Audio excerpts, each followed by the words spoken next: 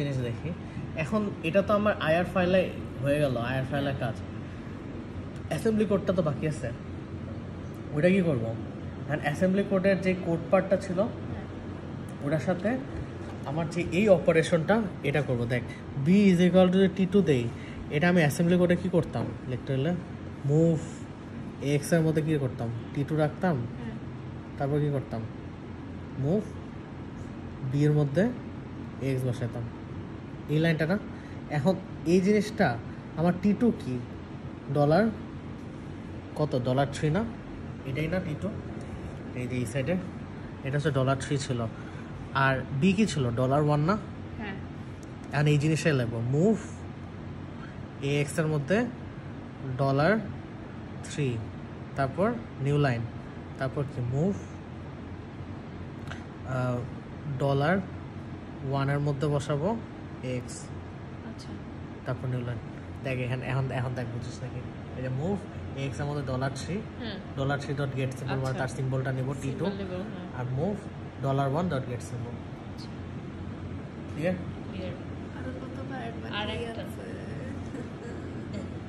$1 dot get symbol আর তারপর A X এটাতে নিউ লাইন শেষ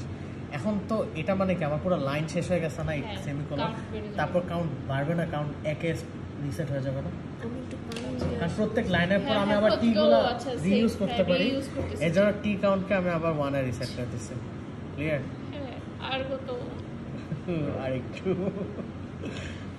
আচ্ছা যাই হোক এখন দেখ এখানে দেখ এখন আসি হচ্ছে আমরা এই যে একটু এই পার্টটা এই যে এই পার্টটা বাকি পার্ট এই যে এই পার্টটা আর এই পার্ট কেমনে কম্পিউট হবে আমার অ্যাসোসিয়েটিভিটি রুল অনুযায়ী না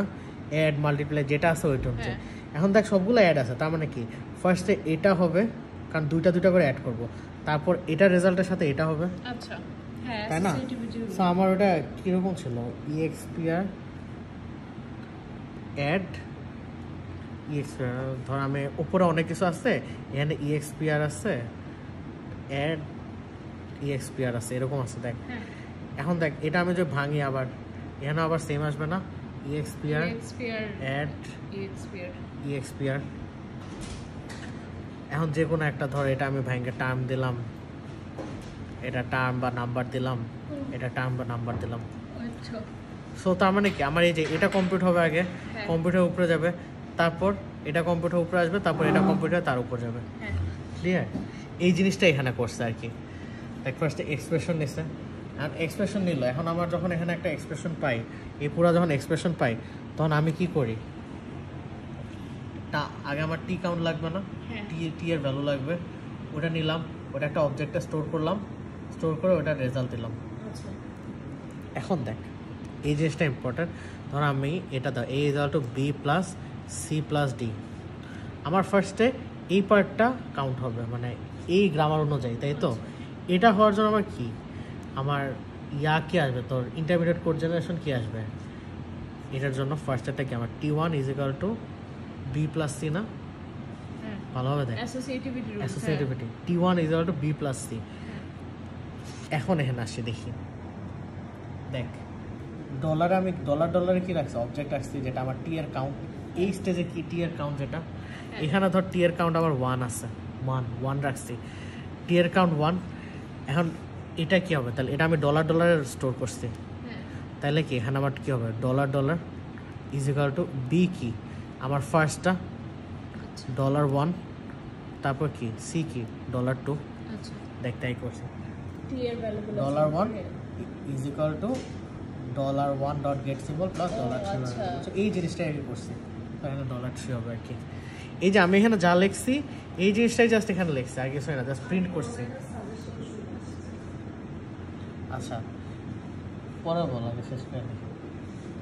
তারপর দেখ এখন ধর এই পার্টটা আমি যদি করি ধর T1 is equal to B plus C এটার আমার অ্যাসেম্বলি কোড কি হবে বল মুভ এক্স এর মধ্যে কি বসাবো বি বসাবো তারপর মুভ বি এক্স এর মধ্যে সি বসাবো অ্যাড হ্যাঁ এক্স বিএক্স তারপর আরেকটা লাইন বাকি আছে না মুভ T1 T1 এ x ক্লিয়ার। হ্যাঁ এই জিনিসটা এখন দেখ, বি কি ছিল আমার এখানে, $1 ছিল, সি ছিল $3, এক্স বি এক্স এটা তো যেমন আছে তেমনই থাকবে। T1 ছিল আমার $, এক্স কি ছিল, এক্স তো যেমন আছে।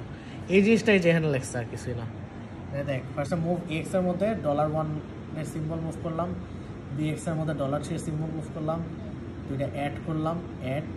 তারপর কি মুভ $, এর মধ্যে এক্সটা অ্যাড করে দিলাম, শেষ। তারপর এখন ধর আমার এই পার্টটা শেষ, এখন তারপর তো আরও পার্ট আছে। হ্যাঁ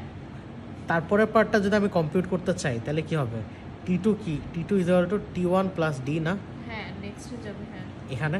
তো আমার T2 কি ইনক্রিমেন্ট হচ্ছে না। হ্যাঁ T2 সো আমি যখন একটা এক্সপ্রেশন কমপ্লিট হয়ে গেল, টিকে আমি ইনক্রিমেন্ট করে দেবো। আচ্ছা ডলারটা ইয়ে হয়ে যাবে। হ্যাঁ না না, $, তো সে রিটার্ন করবে, টি কাউন্টটা সেট হবে, টি কাউন্টটা তোর ইনক্রিমেন্ট হলো, দ্যাটস অল। এখন টি কাউন্ট ইনক্রিমেন্ট হয়েছে, ধর আমি আবার এখানে আসলাম, টি কাউন্ট এখন কি T2 আছে, আবার তো এটাই রান হবে তাই না, কারণ হচ্ছে এটা 3 আকারে উপরে গেল। এখন এটা তার মানে তখন আমার টি এর ভ্যালু কি 2 আছে, 2 থাকলে এখন তারপর এটা আমি ইমপ্লিমেন্ট করবো কিভাবে, 2টা আমি অবজেক্ট নিলাম, অবজেক্টের মধ্যে স্টোর করলাম, $, T2 নিলাম, $, T2। হ্যাঁ ডলার এবং T2 বাকি সব সেম না। হ্যাঁ এখন দেখ এখান থেকে আসতেছে কি, আমি রিটার্ন করছিলাম কি, নিচ থেকে রিটার্ন হয়ে কি আসছে, টি এর কোন ভ্যালুটা রিটার্ন হয়ে আসছে, T1 রিটার্ন হয়েছে না, T1টা রিটার্ন করেছে ধর এখানে বা এখানে যে কোনো ধর এটাতে রিটার্ন হয়েছে এক্সপ্রেশনে, তাইলে কি হবে ওই সেম জিনিস, $, আবার T2 ছিল = এটা যদি T1 থাকে তাহলে T1.get symbol, এখানেও তো তোর সেম, পরে বাকি পার্টটা যেটা আছে। ক্লিয়ার এই জিনিসটা, মানে এটা জাস্ট তোর নিচ থেকে উপরে উঠতেছে। একটা পার্স ট্রি যদি মাথায় ভেবে নেই না তাহলে ইজি হয়। হ্যাঁ ইটস তোর কিছুই না, এটা তো পার্স ট্রি, কোড দেখে বোঝা যায় না আসলে। হ্যাঁ পার্স ট্রি আকারেই হচ্ছে আর কিছুই না। তুই যদি এই যে ইনপুট ফাইলটা যেটা আছে না, এটা একটা পার্স ট্রি যে জেনারেট করো সেই গ্রামার অনুযায়ী, নিচ থেকে যদি উপরে যাস দেখবি তোর এই গ্রামারে এগুলা সব বেড়ে যাবে, কোনটায় কি লাগবে তো বুঝতে পারবে। এখন দেখ নাম্বার, যদি আমি নাম্বার পাই এক্সপ্রেশনের জায়গায়, যদি একটা এক্সপ্রেশনের জায়গায় যদি নাম্বার পাই তাহলে কি,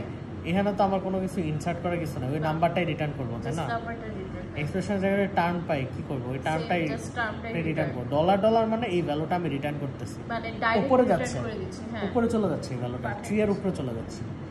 মানে প্যারেন্টের কাছে যাচ্ছে। হ্যাঁ প্যারেন্টের কাছে ভ্যালুটা যাচ্ছে। এখন দেখ টার্মে কি থাকতেছে, টার্ম হচ্ছে জাস্ট আইডেন্টিফায়ার আর কিছু না, মানে ABCD এরকম। সো ওইটা $, ওই ABCD আমি রিটার্ন করে দিলাম উপরে, শেষ। আর এখানে তোর জাস্ট আর কিছুই না, ASMC এটা তোর যখন ওয়াইফাই ফাইলটা রান করবি, তোর আগে এখান থেকে রান করা শুরু হবে, মেইন দিয়ে রান হবে আগে। দেখ এখানে ফার্স্টে তুই কি করছিস, ASMC কোডের মধ্যে তুই এই যে স্মল ডট এগুলো আগে থেকে লিখে রাখছিস, এই ইনিশিয়ালাইজ পার্টটুকু লিখে রাখছিস, এই যে একটু AX এই যে একটু লিখে রাখছিস, আর একটু তুই তারপর জেনারেট করছিস, বুঝতে পারছিস। এই যে এখানে আসলো, এখানে আমার এটাই ওটার জন্যই তাই করছি। এই যে দেখ এই যে অ্যাড ডাটা, এই যে যা করতাম আমরা আর কি। তারপর ওয়াইফাই ইন ফাইলটা ওপেন করে, এটা তো ইনপুট টেক্সট রিড করার জন্য। ওয়াইফাই পার্স যখনই দেবো তখন হচ্ছে পার্সটি জেনারেট হবে এই গ্রামার অনুযায়ী আমার ইনপুট থেকে।